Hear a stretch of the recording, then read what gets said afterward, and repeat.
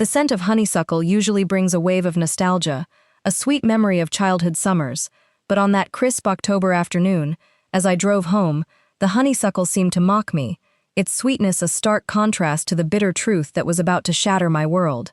I was floating, truly floating, on a cloud of happiness I hadn't felt in decades.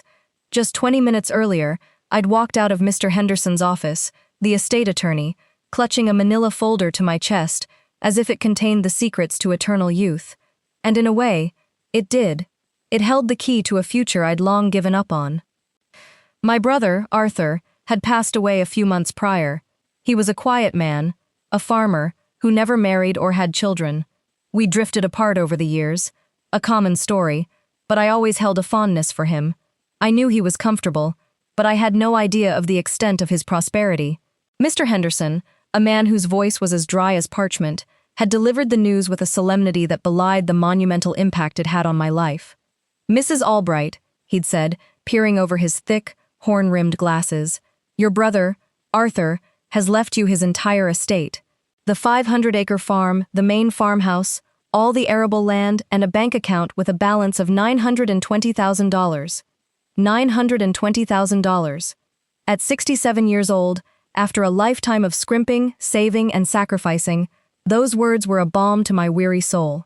I'd spent my entire adult life working 3 jobs, sometimes 4, to raise my son, Ethan, after his father died tragically when he was just 4. I cleaned offices before dawn, worked retail during the day, and sewed alterations late into the night. My hands were a testament to my struggles, rough and scarred, but Ethan never went without. He had a good education, a college degree, and opportunities I could only dream of. I even sold my mother's antique locket, the only piece of jewelry I owned, to pay for his final year of tuition. My life was a relentless cycle of giving, and I gave it all to him. When Ethan met Sarah 10 years ago, I thought my sacrifices had finally come full circle. She was a sweet, intelligent girl, and she seemed to genuinely adore him. She called me, included me in their plans, and treated me with a warmth that felt like a reward. When they married 7 years ago, I wept tears of joy, tears of relief, as I watched my son embark on his own life. I'd even financed their wedding, draining years of my meager savings, because seeing them happy was my greatest joy. 3 years ago, when they showed up on my doorstep with suitcases and defeated expressions, having lost their jobs and their apartment, I didn't hesitate. "Stay as long as you need," I'd told them, opening my small, modest home. It wasn't much, a 2-bedroom bungalow with a perpetually leaky roof and pipes that groaned like an old man, but it was theirs. I never asked for a dime, never expected them to contribute to bills. Instead, I continued to cook for them, wash their clothes, and stretch my meager Social Security check to cover 3 mouths instead of 1. Because that's what mothers do, isn't it? They sacrifice until their last breath. And now, with Arthur's inheritance, I could finally do everything I'd ever dreamed of for them. I could buy them their own house, a beautiful home where they could start a family. I could fund Ethan's struggling graphic design business, give Sarah the comfortable life she deserved. My happiness was inextricably linked to theirs. That's what I believed, as I parked my old sedan in front of my house, the manila folder clutched tight against my chest. But then, something shifted. A strange, unsettling silence wrapped around me as I stepped onto the front lawn, a prickle of unease, a primal warning that vibrated through my bones before my mind could even register it. The front door was ajar, as always, and the living room window was open, and from that window, voices drifted out, the voices of my son and my daughter-in-law. They were speaking in a tone I had never heard from them before, conspiratorial, urgent, and laced with a chilling cruelty. I stopped 10 feet from the door, rooted to the spot. Something told me not to go in, not yet, to listen first. And then the words reached my ears with brutal clarity, as if the universe wanted to ensure I didn't miss a single syllable. "I can't take it anymore, Ethan. I can't keep pretending I care about that old woman." It was Sarah's voice, my sweet daughter-in-law, but it was unrecognizable, filled with disdain, with a venomous hate that made my blood run cold. Every day that passes is more unbearable. Her constant complaining, her smell of mothballs, the way she chews her food. It makes me want to vomit. My heart stopped. I felt it literally seize in my chest. And then, the voice of my son, my Ethan, the boy I carried in my womb, whom I nursed, whom I raised alone with blood and tears, responded with a dry, humorless laugh I had never heard before. "I know, babe. Believe me, I know. But we have to hold on a little longer. It's our house. Technically, she's not going to live forever." The words came out of his mouth so naturally, so coldly, that I felt the ground opening up beneath my feet. My legs began to tremble. The manila folder slipped a little through my sweaty fingers, but I couldn't move. I couldn't breathe. My entire world, the one I had built with such painstaking effort, was crumbling around me. "But what if she lives another 20 years?" Sarah whined, her voice still laced with disgust. "I can't spend another 2 decades in this dump, pretending to be a dutiful daughter-in-law. My friends are traveling, buying houses, living their lives, and I'm stuck here, waiting for your mother to kick the bucket so we can finally have some peace." "She won't," Ethan said, his voice firm, almost clinical. "Her health isn't great. She's always complaining about her back, her knees. And she's old. We just need to be patient. And when the time comes, we'll make sure she's comfortable. A nice nursing home, maybe one with a garden. We'll visit her once a month, send her flowers. It'll look good." Nursing home. They were planning to put me in a nursing home. The woman who had given them everything, who had opened her home and her heart, was to be discarded like an inconvenient piece of furniture. And the reason? So they could inherit my modest house, the house I had worked my fingers to the bone to pay for, the house they called a dump. "And what about the house?" Sarah pressed. "We need to make sure we get it. I don't want any surprises." "Don't worry, I've already looked into it," Ethan replied, living his voice chillingly confident. "She doesn't have a will, or if she does, it's ancient. As her only son, I'm the sole heir, and once she's gone, we can sell this place, take the money, and finally buy that condo we've always wanted. Or maybe even put a down payment on a house near the beach." My son, my flesh and blood, was not only planning to abandon me, but he was also planning to steal my home. The home I had poured my life into, the home that held every memory of my husband, of Ethan's childhood. He was calculating my death, anticipating my demise, all to get his hands on a few $100,000. The honeysuckle, once sweet, now smelled like decay. The golden October light, once beautiful, now seemed to illuminate the grotesque ugliness of their words. I stood there, a ghost in my own front yard, listening to the 2 people I loved most in the world dissect my life, my health, my very existence, as if I were a commodity to be exploited. A wave of nausea washed over me, but it wasn't from the honeysuckle. It was from the realization that I had been utterly, completely blind. Blinded by a mother's love, by a desperate hope for a happy ending. I had seen what I wanted to see, not what was truly there. My son wasn't just selfish or immature, he was cruel. There was an inherent cruelty in his character that I had never wanted to acknowledge. "I just hope she doesn't make a scene when we tell her," Sarah said, her voice still tinged with annoyance. "She won't. I know her," Ethan scoffed. "She'll cry, yes. She'll say we're abandoning her, that after everything she did for me, she'll do her little victim act, but in the end, she'll accept it because she has no other choice. She has no money of her own. She has nowhere to go. She has no real friends who can help her. She is completely alone in the world except for us." The way he analyzed my loneliness, my vulnerability, as if they were tools to be used against me, revealed a level of sociopathy I didn't know existed in him. But he was wrong. He was wrong about everything. I had $920,000. I had a farm. I had options he couldn't even imagine. And above all, I now had something I had never had before, absolute clarity about who my son really was. I moved away from the window, as silently as I had arrived. I went out the back door, walked to my car, and sat in the driver's seat. I didn't cry. I had no tears left for them. In their place, I felt something far more powerful, resolution. I drove aimlessly for an hour, organizing my thoughts. I needed a perfect plan. I couldn't just confront them yet. I needed timing. I needed to maximize the impact. I needed to make sure they fully understood the magnitude of what they had lost. And above all, I needed to protect myself legally, so they couldn't hurt me even after everything exploded. The next morning, I called Mr. Henderson. "I need to update my will urgently," I told him, my voice steady, devoid of emotion. The lawyer, the same man with thick glasses who had given me the news of the inheritance, received me that same afternoon. I explained the situation without going into emotional details, just facts. He listened with a neutral expression, and then nodded. I understand perfectly, Mrs. Albright. Unfortunately, I see cases like this more often than I'd like. He drafted a new will, specifying that my son, Ethan, was completely disinherited. Everything, absolutely everything, would go to a charity foundation helping single mothers in vulnerable situations. Women like I had been decades ago. I signed every page with cold satisfaction.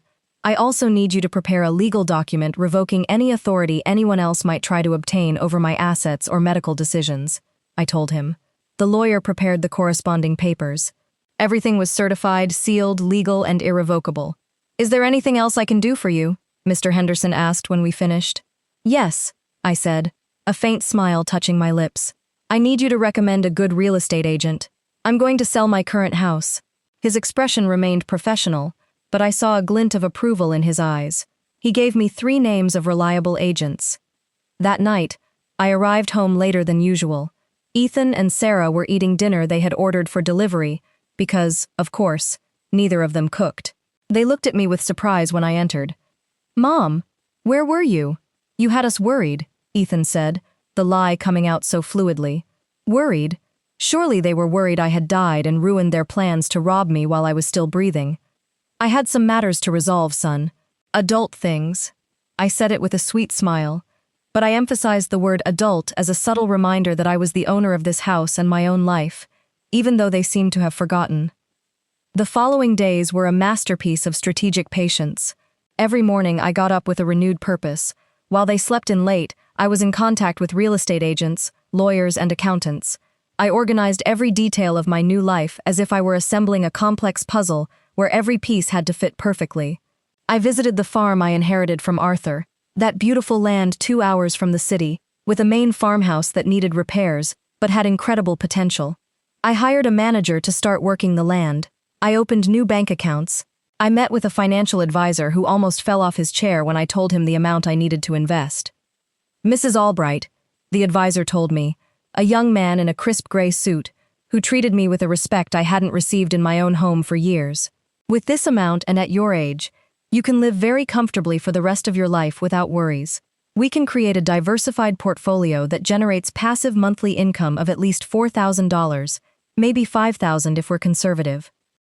$4,000 a month, while my son planned to rob me to keep my $1,200. The irony made me smile at the most unexpected moments. Sometimes I caught myself smiling while washing dishes or folding laundry, and Ethan would ask me what was so funny. Nothing, son. I'm just happy, I would answer. And it was true. I was happy. Happy in a dark and vindictive way, but happy nonetheless. The real estate agent I hired to sell my house was an efficient woman named Brenda, about 50, with that unstoppable energy of someone who loves her job. She came to evaluate the property on a Tuesday afternoon when Ethan and Sarah had supposedly gone out to look for work, although I knew they were probably in a coffee shop spending the little money they had while waiting to steal mine. It's a charming property, Mrs. Albright, Brenda said, walking through the rooms with her tablet in hand, taking notes and photos. The location is excellent. The size is perfect for a young family. With some minor repairs, we could put it on the market for $330,000, maybe up to $350,000 if we find the right buyer. $330,000. The house I bought 20 years ago for $80,000, working like a dog, was now worth a small fortune. I signed the listing agreement that same day. The next 2 weeks were a flurry of activity. Brenda brought prospective buyers through almost daily. I would make sure the house was spotless, then leave for a few hours, usually to the farm, where I found solace in the quiet hum of nature. Ethan and Sarah barely noticed my absence. They were too engrossed in their own lives, their own plans, blissfully unaware of the storm brewing around them. One evening, about 2 weeks after the house went on the market, I overheard them talking in the living room. "Did you see that couple today?" Sarah asked, her voice hushed. "They seemed really interested. I hope they don't buy it. I mean, where would we go?" Ethan chuckled. "Don't worry, babe. Mom's just playing house. She'll never actually sell it. She's too attached to this place. And besides, even if she did, She'd never kick us out. She loves me too much. His arrogance was astounding. He truly believed I was incapable of acting against him, that my love was an unbreakable chain. He was about to learn just how wrong he was. The call from Brenda came on a Friday afternoon. "Mrs. Albright, I have wonderful news. We have an offer, full asking price, $330,000. The buyers are eager to close quickly. Can you meet me at my office on Monday to sign the papers?" A thrill of triumph shot through me. "Yes, Brenda, Monday works perfectly. Thank you." That weekend, I packed my belongings. Not everything, just the essentials, the things that truly mattered. My husband's old watch, a few faded photographs, a worn Bible. The rest, the furniture, the appliances, I would leave behind. They were just things, and they held no value compared to the freedom I was about to claim. On Monday morning, I met Brenda at her office and signed the closing documents. The house was officially sold. The money, after commissions and fees, would be wired to my new account by the end of the week. I felt a lightness I hadn't experienced in years, as if a monumental weight had been lifted from my shoulders. I drove home, the manila folder, now containing the sales agreement and my new will, once again clutched to my chest. This time, however, it wasn't a treasure I was protecting, but a weapon I was about to unleash. When I walked into the house, Ethan and Sarah were, predictably, in the living room, watching television. They barely looked up. "Mom, you're home late," Ethan mumbled, not taking his eyes off the screen. I walked over to the television and, with a deliberate slowness, pressed the power button. The screen went black, plunging the room into an abrupt silence. They both looked at me, annoyance warring with surprise. "What was that for, Mom?" Ethan asked, his voice sharp. I took a deep breath, savoring the moment. "We need to talk." Sarah rolled her eyes. "Can't it wait? We were watching something." "No," I said, my voice calm, but with an underlying steel that made them both sit up a little straighter. "It can't." I sat down opposite them, placing the manila folder on the coffee table. Their eyes immediately fixed on it, a flicker of curiosity, then suspicion, crossing their faces. "I have some news," I began, my gaze sweeping over their faces, taking in their complacent expressions. "Good news for me, perhaps not so good for you." Ethan shifted uncomfortably. "What are you talking about, Mom?" "My brother Arthur left me his entire estate," I announced, watching their reactions carefully. Their eyes widened. Sarah gasped. Ethan's jaw dropped. The greed, the shock, the sudden realization of what they had missed was palpable. "Arthur? The farmer?" Sarah stammered, her voice incredulous.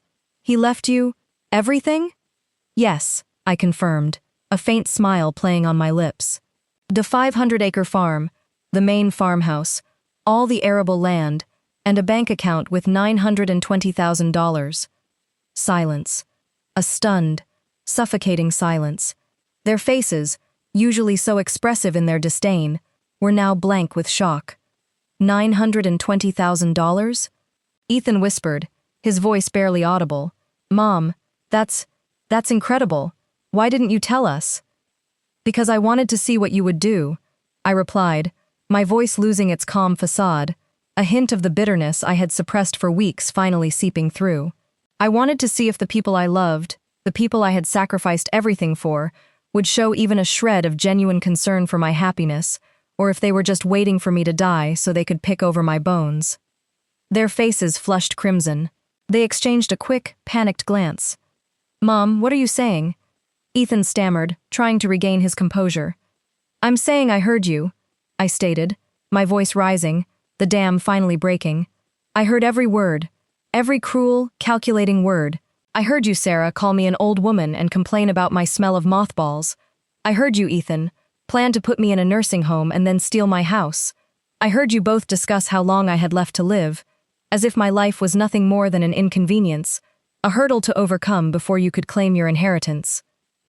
Their faces paled, the color drained from them completely, leaving them looking like startled ghosts. "Mom, no, you don't understand," Ethan pleaded, his voice cracking. "We were just frustrated. We didn't mean any of it." "Didn't mean it?" I scoffed, a dry, humorless laugh escaping my lips. You meticulously planned my abandonment, my defrauding, my demise. You discussed bringing a notary to this house to make me sign fraudulent documents. Sarah took me shopping with the specific purpose of exhausting me, so I would be too tired to think clearly. That is not frustration, son. That is premeditated malice.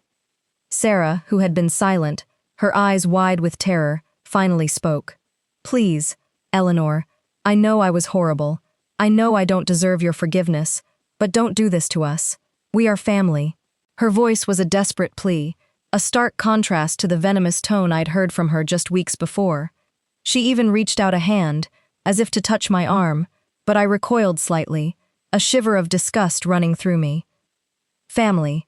I repeated the word, letting it hang in the air like a curse. The word felt hollow, stripped of all meaning. Family doesn't plan to lock their loved ones in cheap nursing homes to keep a $1,200 check. Family doesn't call the person who gave them a roof when they had nothing a cockroach. Family doesn't calculate how long you will take to die so they can keep your things. My voice was steady now, each word a hammer blow. The bitterness had solidified into a cold, hard resolve. I leaned forward, my eyes fixed on Ethan's. His face was a mask of shame and fear, his eyes red-rimmed and swollen. I gave you everything, absolutely everything. My youth, my health, my dreams, my opportunities, my money, my time, my love. And you took it as if it were your right, as if I owed you all that simply for having been born. My voice broke slightly, a tremor of the old pain, but I quickly reined it in. You never learned the value of sacrifice because you never had to sacrifice anything.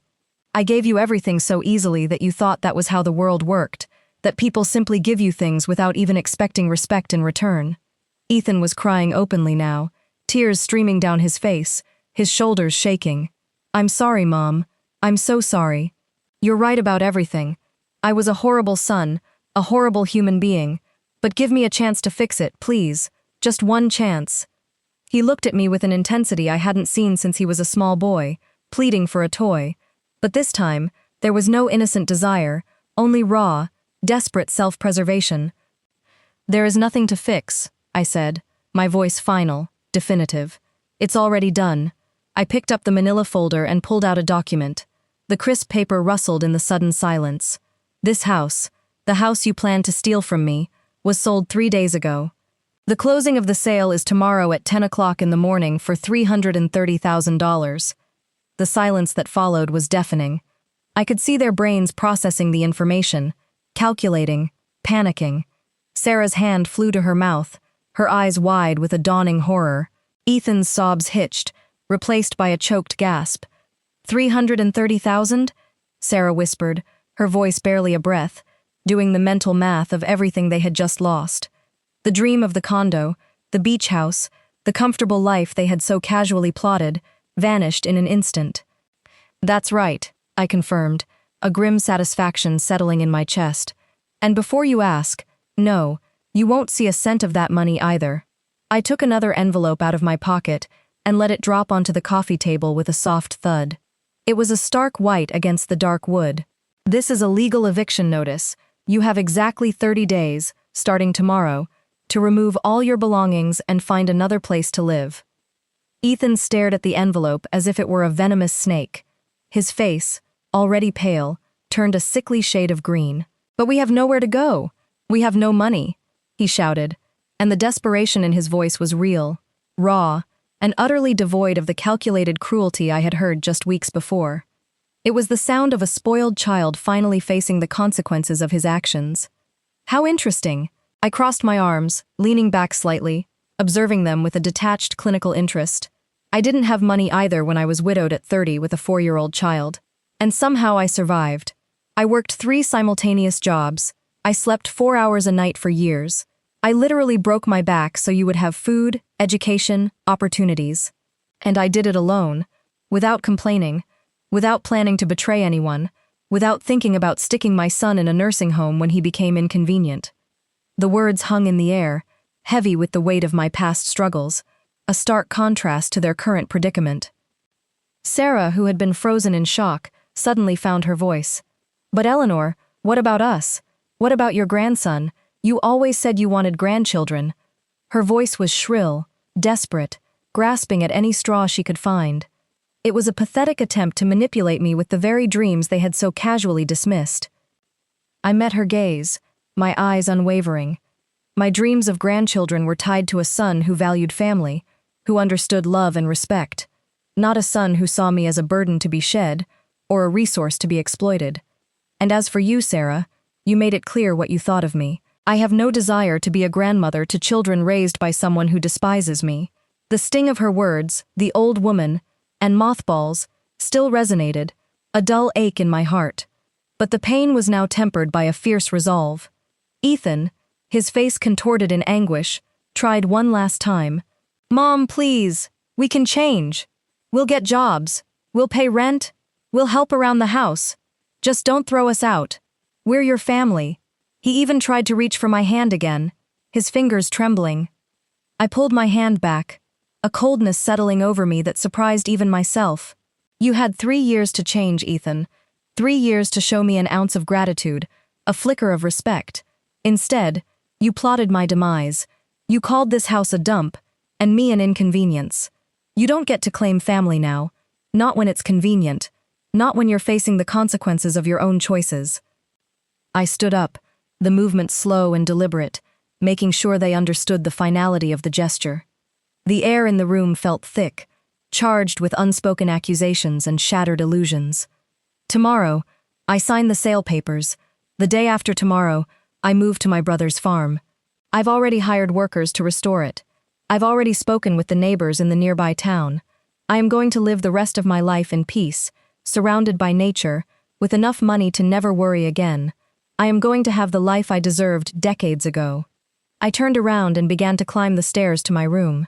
Their voices followed me, pleading, crying, a cacophony of desperate pleas that sounded hollow and meaningless.